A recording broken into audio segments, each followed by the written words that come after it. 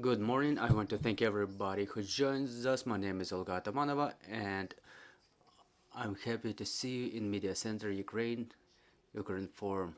It's year 9 of the war, and almost 9 years ago, it started with the occupation of Crimea. That was the very moment when the war for our identity of our children started.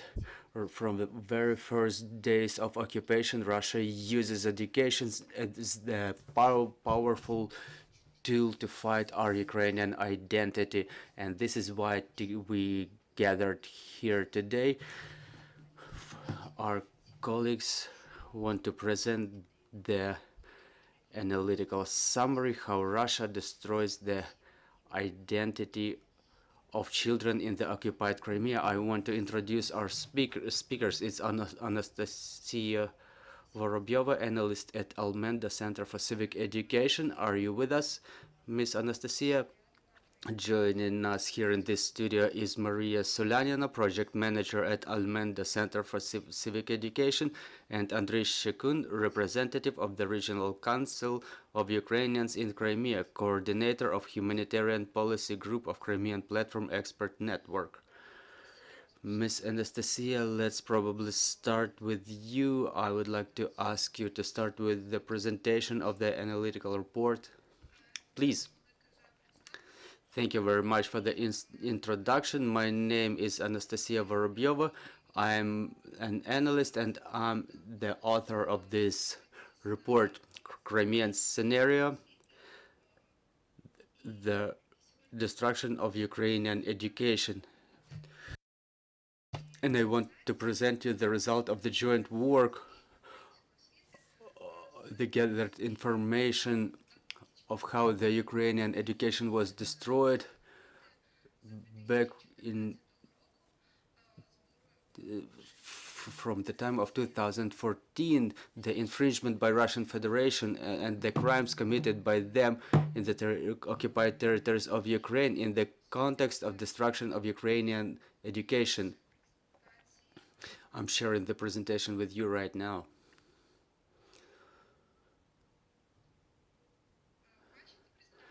Are you seeing the presentation? Yes, we've seen it on the screen. All right. What are we going to talk about today? First of all, the Crimean scenario of destruction of education, implementation of Crimean scenario on occupied territories of Zaporizhia and Kherson regions. And we will tell you in brief about how the full-scale invasion influenced the education in Crimea, and in the end we will present the qualification of the actions of Russian Federation, specifically why those actions should be called indoctrination and cultural genocide and attempts to eradicate Ukrainian identity in the occupied territories. Why Crimean scenario? First of all, we didn't want in our report to make an erroneous impression that the war started in 2022. Occupation of Ukrainian territories is going on since 2014, and in Crimea, since the beginning of occupation, the administration of Russia, well, de facto administration of Russian Federation, started systemic actions in eradication Ukrainian identity. And those actions were aimed at Crimean children specifically. This is why structurally we divided the report in a number of parts. In the first part, we tell about the school education in the occupied territories. We tell about what was going on in Crimea since 2014, and then we compare those actions with the actions of Russian Federation in the newly occupied territories, so to say, in Zaporizhia and Kherson regions. And here we see that there are a lot of parallels. And as administration of Russian Federation in 2014 in Crimea, in the same way in 2022 in the Zaporizhia and Kherson regions, they are very similar, and they include a number of equal elements that we consider as a Crimean scenario.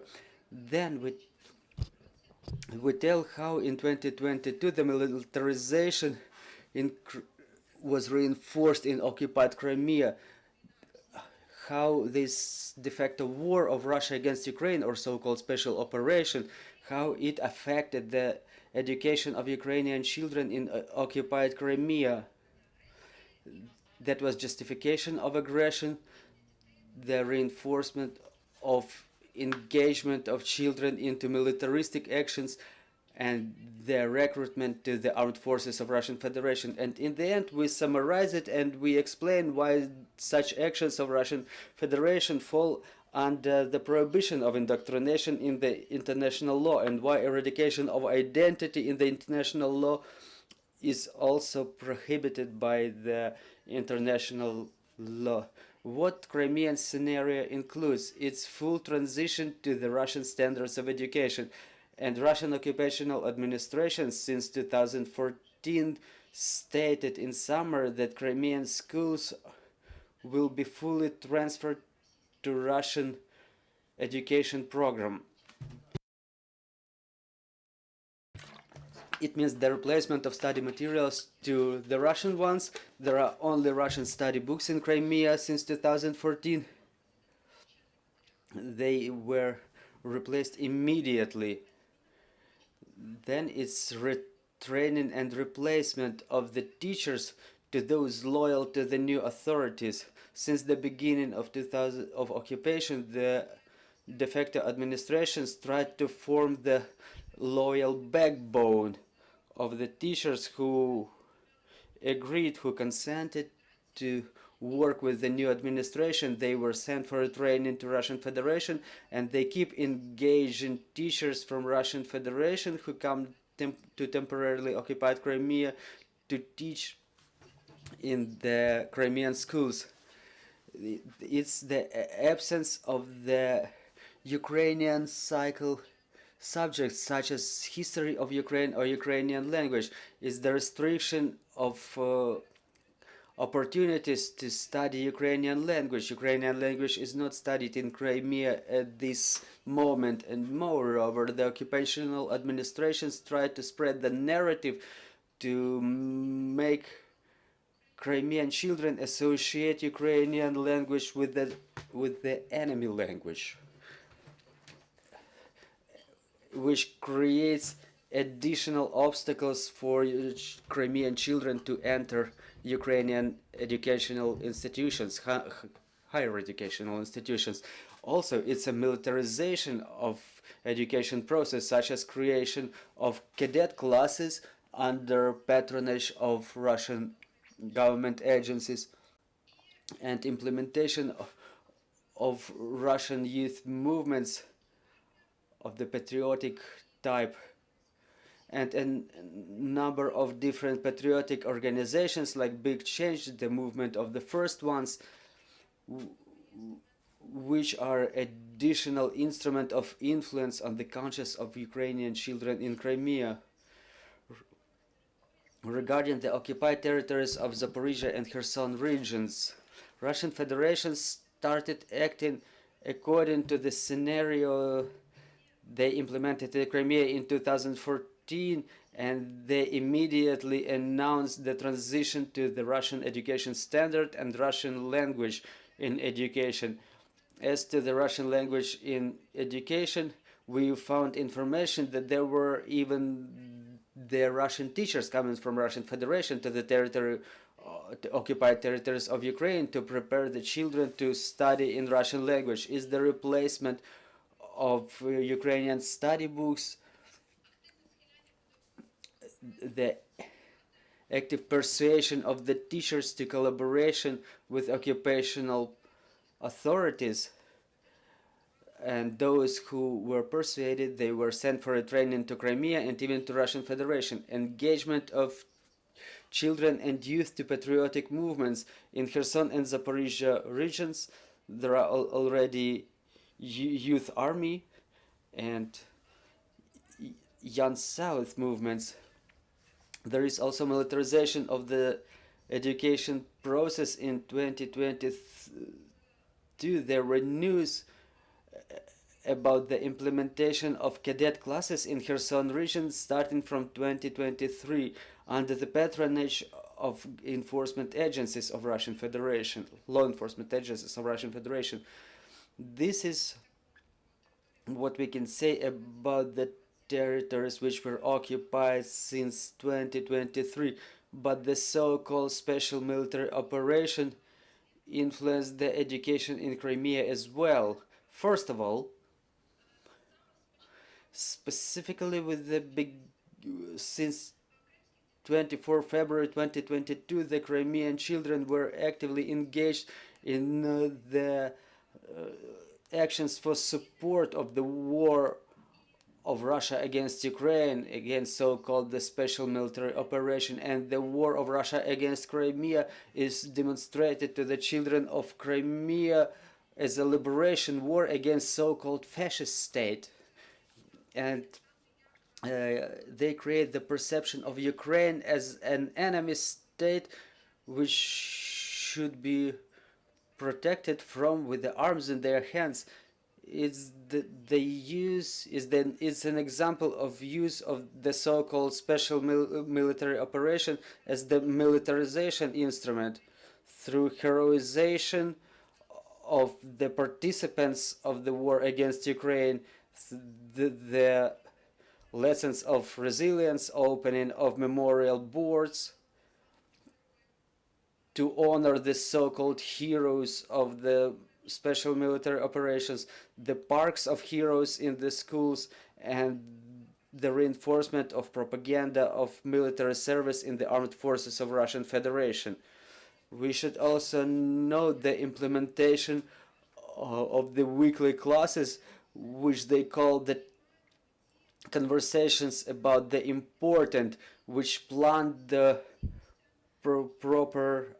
the so-called right ideology, the planting of proper values, and like military service in the armed forces of Russian Federation. And it's worth mentioning that both in Crimea and in Zaporizhia and Kherson regions, their occupied parts, the Russian understanding of patriotism is being implemented.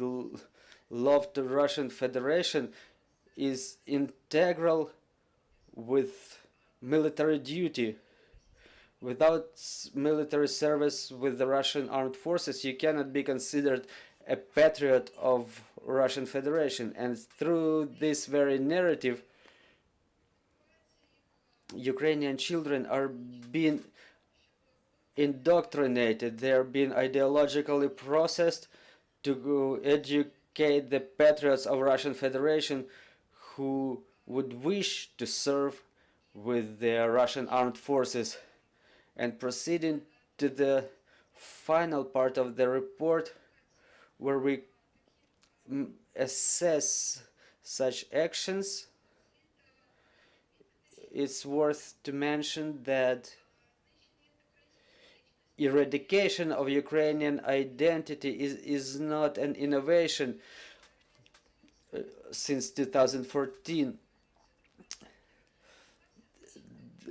Back in the times of Soviet Union, they tried to eradicate Ukrainian identity through eradication of Ukrainian literature, religion, and this is exactly what's going on in the territories occupied by Russian Federation today. So this is why we've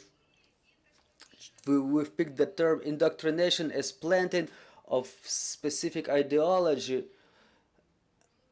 and we see that this is what's going on in the occupied territories since 2014. I think I will wrap it up. Thank you for your attention, and I'm ready to answer any question, and it would be my pleasure to pass the microphone to my colleagues. Andrei, Maria, let's summarize what we've heard. We've understood that the militarization of our children is underway, that Russians consequently and consistently use education as a tool for ideologic influence, and it's been going on for 9 years. What should we do about this, and what does it tell us? Good morning. First of all, I want to thank the team of Almenda. It's quite a professional team. Since 2014, they study the education field and all the processes of monitoring, analysis, and publicity. This is what we have thanks to this team. We have the real data, we have opportunities to counter the Russian propaganda and indoctrination, and thanks to such civil activists, we have to think that after the occupation, we should not leave it unpunished, and all those people who were committing those anti-humanistic illegal actions, they should be brought to liability.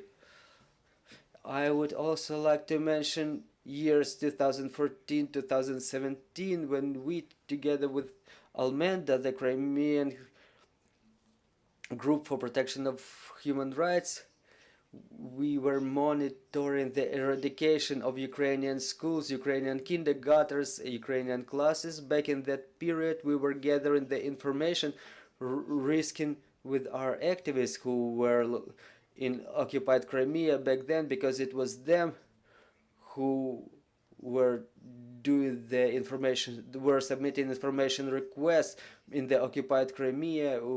They were submitting them to occupational powers who worked in favor of Russian Federation, and based on the information we provided, there was a decision undertaken by the United Nations as to the renewal of classes and schools with Ukrainian language and the language of study. It was the first signal of the legal nature for Russia to ponder over what they were doing, but they kept on eradicating everything Ukrainian, and it was said correctly today that there's nothing Ukrainian left in the education area at all.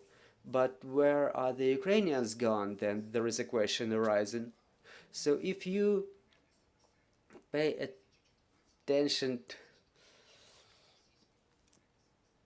to the population census, in year 2014, 10% of the Ukrainian population just disappeared from Crimea. And according to this year's census, or last year's census, the population of Ukrainians was amounting to 7% in Crimea, which says about the lingua side and the ethnos side of Ukrainians in Crimea, because it's the goal of Russian Federation to eradicate Ukrainian identity and to get them assimilated,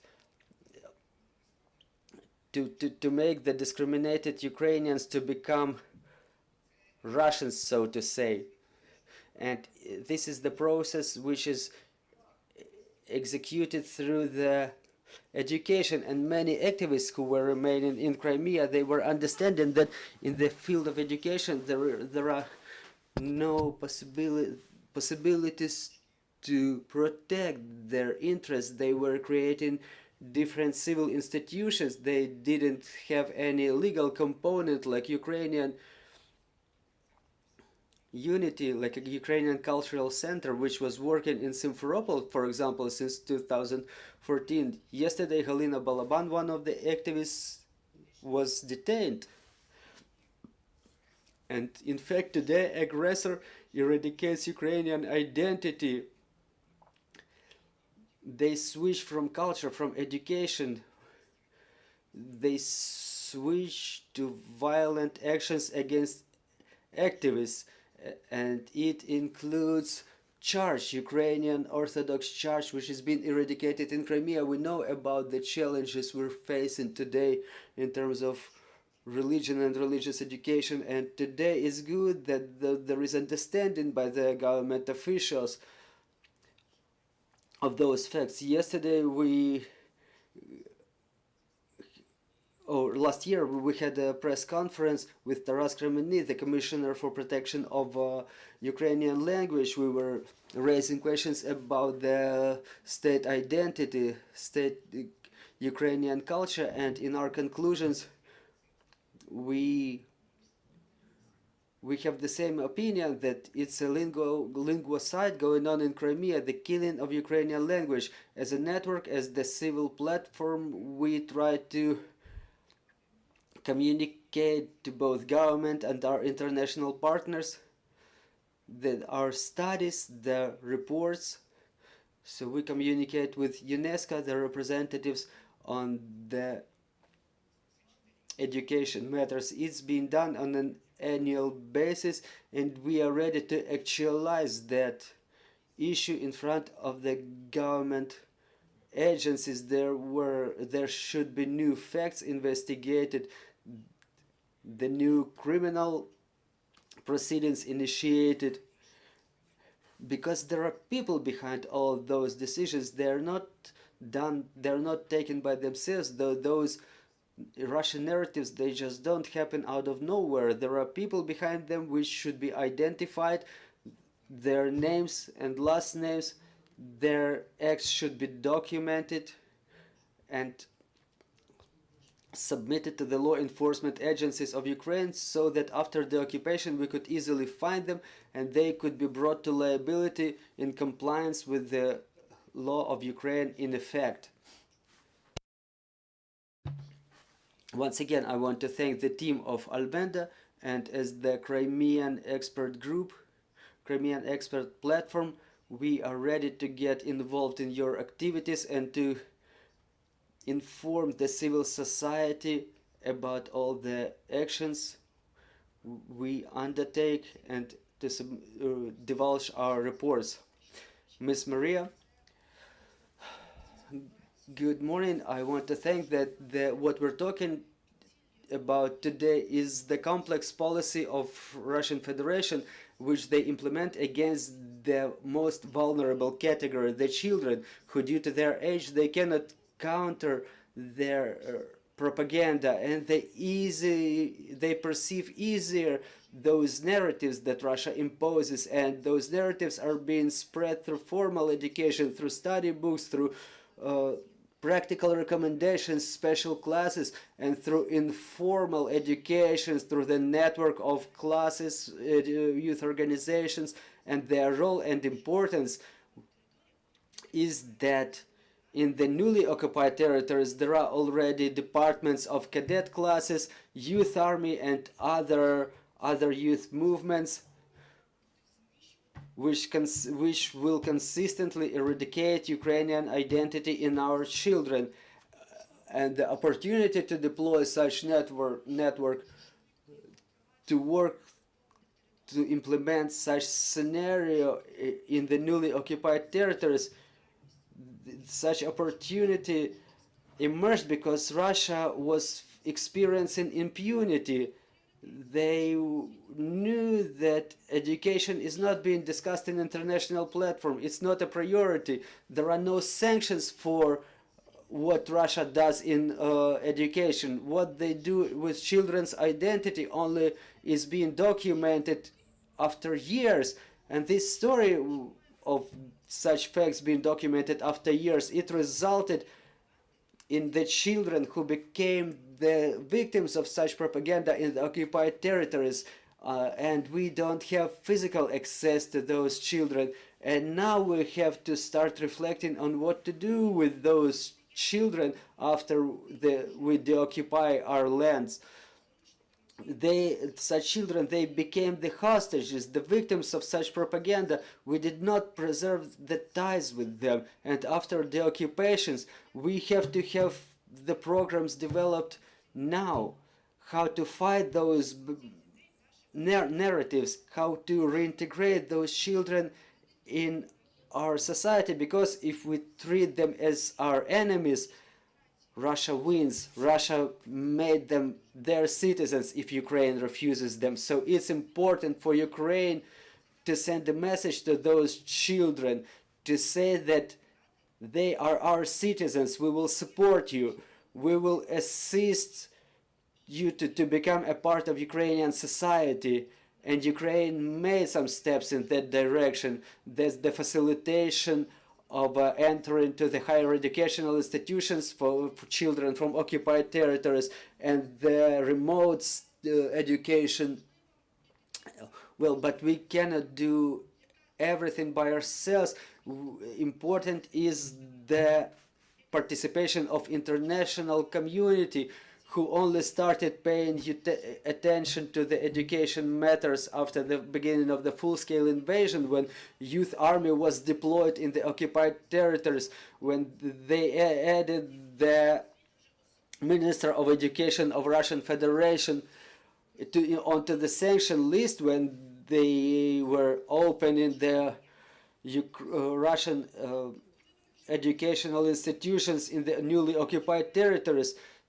And it's only now that the international community opened their eyes and reacted properly, but should they have done it back in 2014, the things like today would not have happened, and the sanctions should be imposed against the persons who are involved. There are specific names who are the heads of the militaristic youth movements. There are names of the persons who were the directors of the camps for education of our citizens, and those camps, by their program, they are aimed at eradication of Ukrainian identity, they're aimed at indoctrination, they're aimed at cultural genocide, and they should be put under sanctions too. So we should qualify this as genocide, because in convention the definition of genocide includes the transition of children from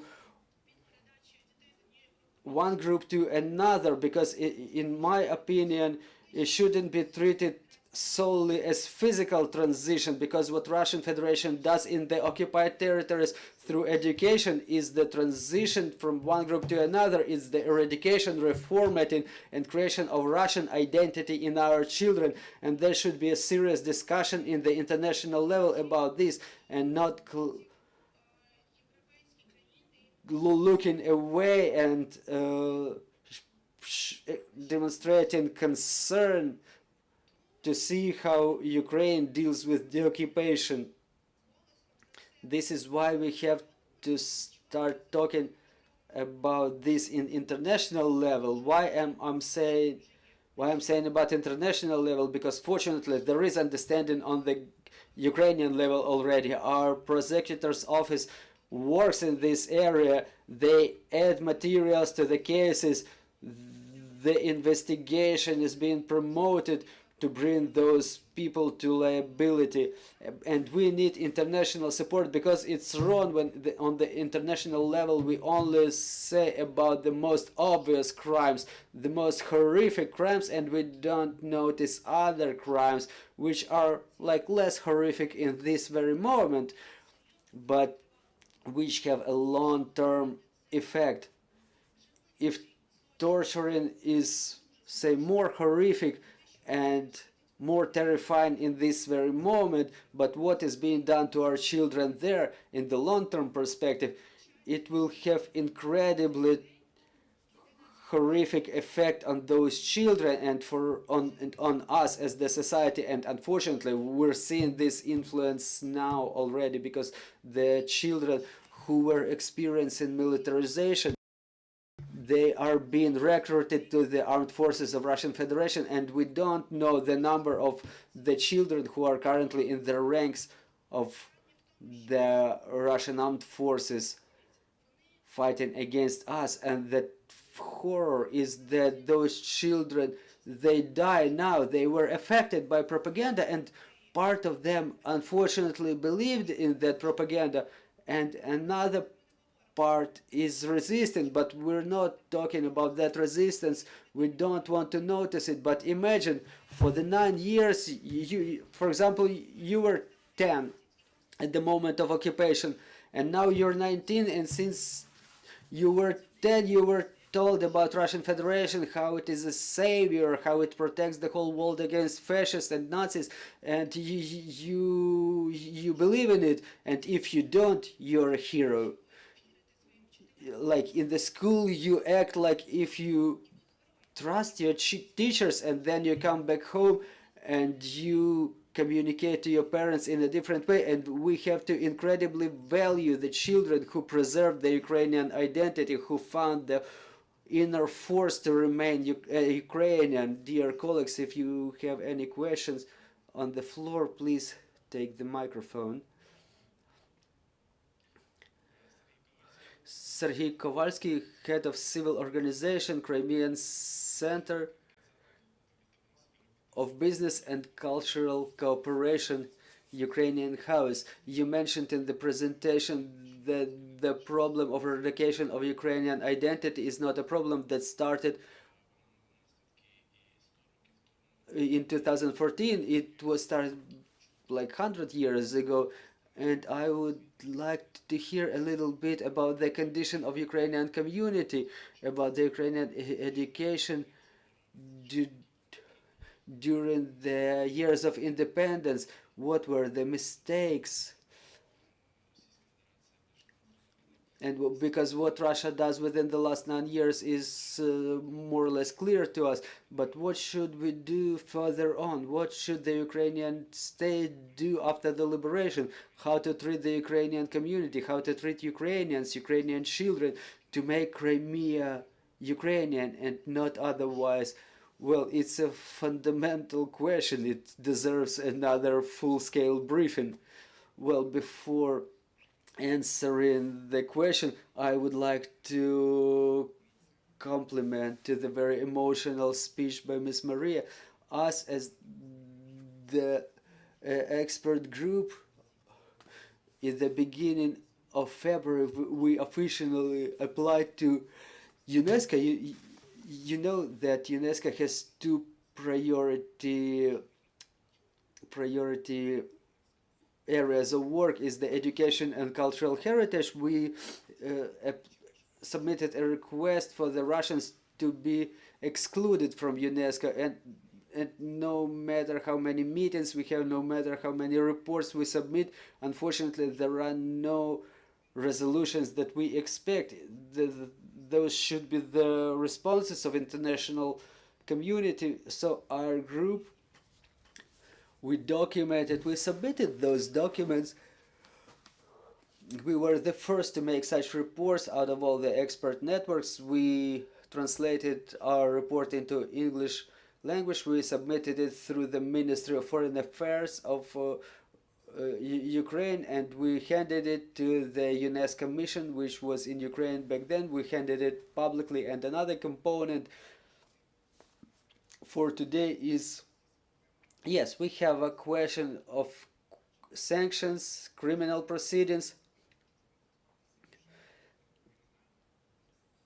that should be formatted in criminal code, and we should talk about ethnocide and linguicide. It's already the documented fact. There should be no criminal proceedings. About collaboration, it's one thing which is quite clear, but there are matters when the Ukrainian identity is being consistently eradicated. If we have to work it through legislative act, we should do it. It's important. It's not about collaboration or something like that today. It's the eradication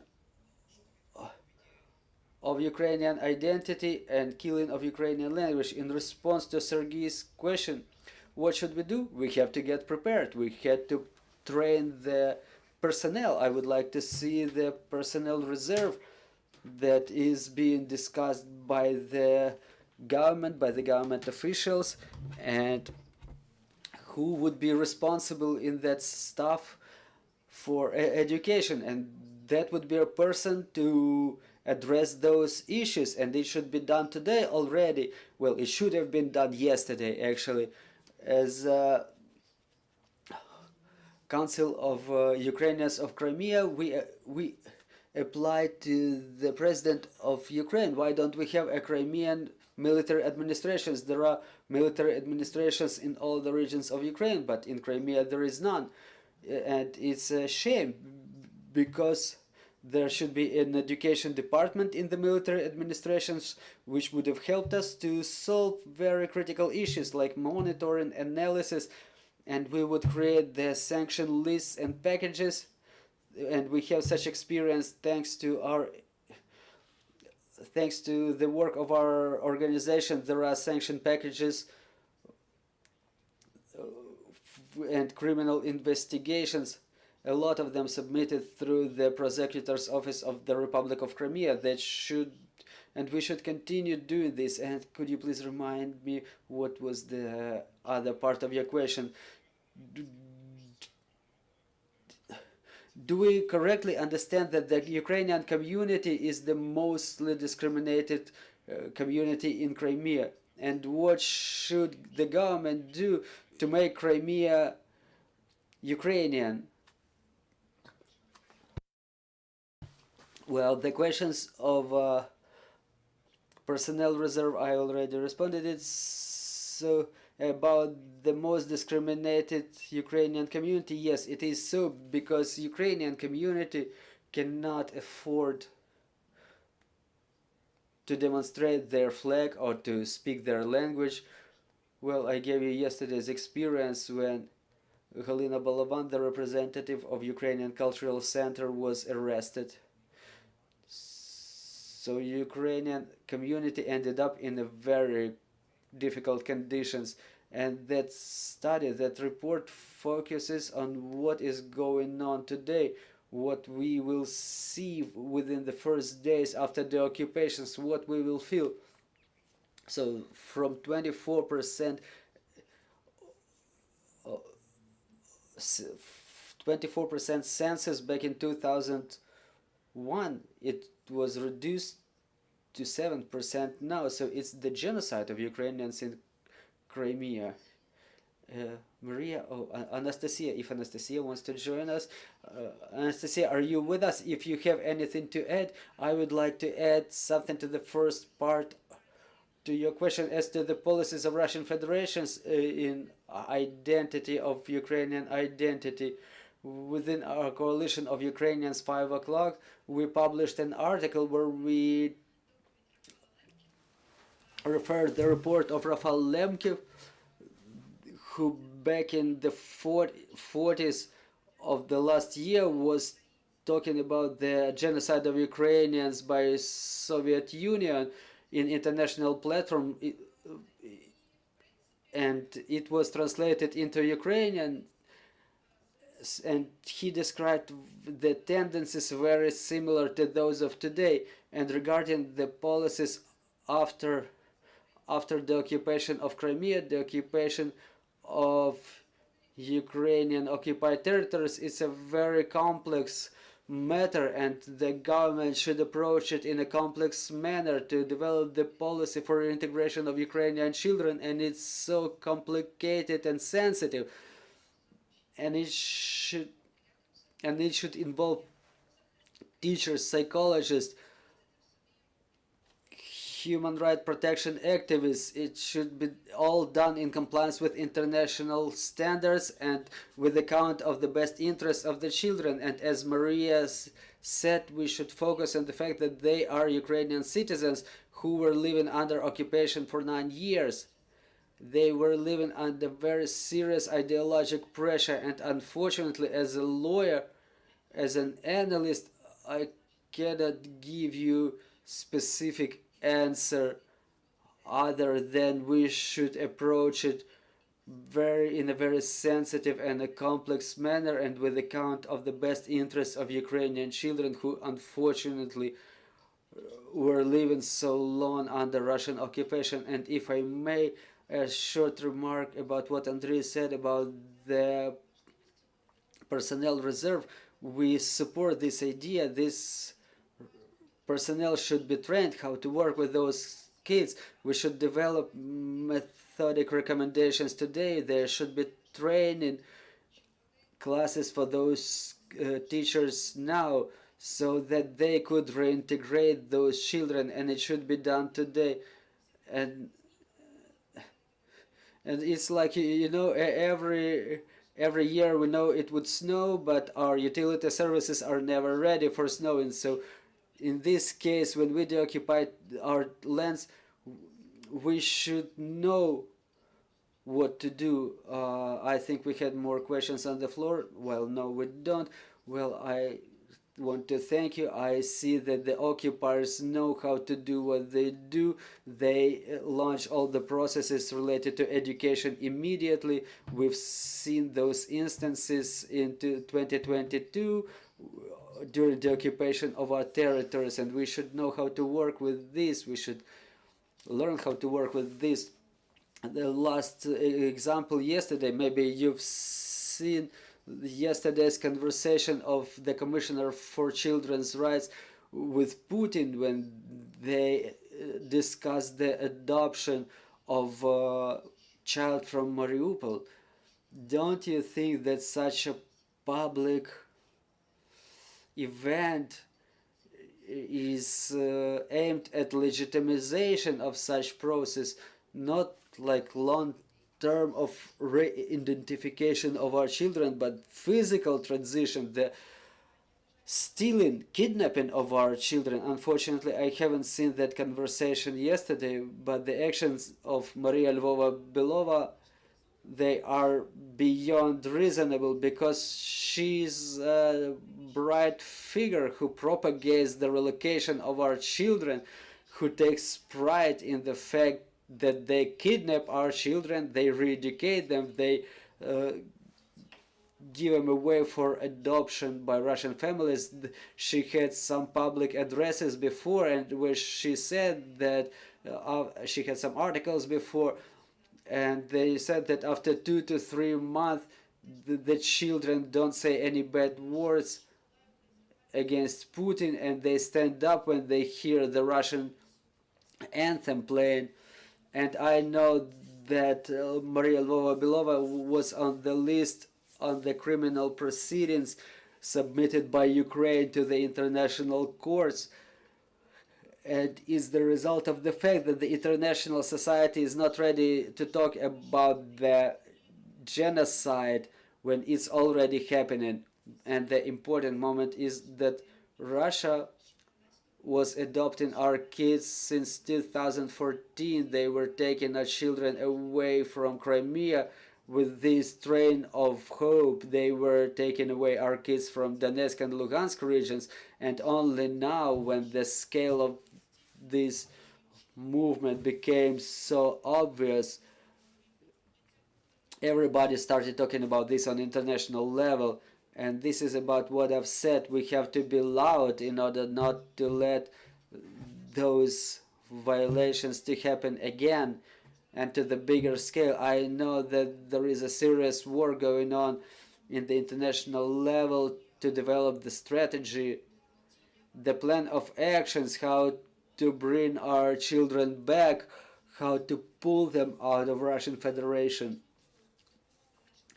And the help of our partners is invaluable, and it's very important, because without the support of our partners we won't be physically able to pull them out of Russia, because the more they stay there, the more they influence on their conscience, and the sooner we get them out of there, the easier for us to work with their psychological trauma which they received due to the fact of their relocation and kidnapping.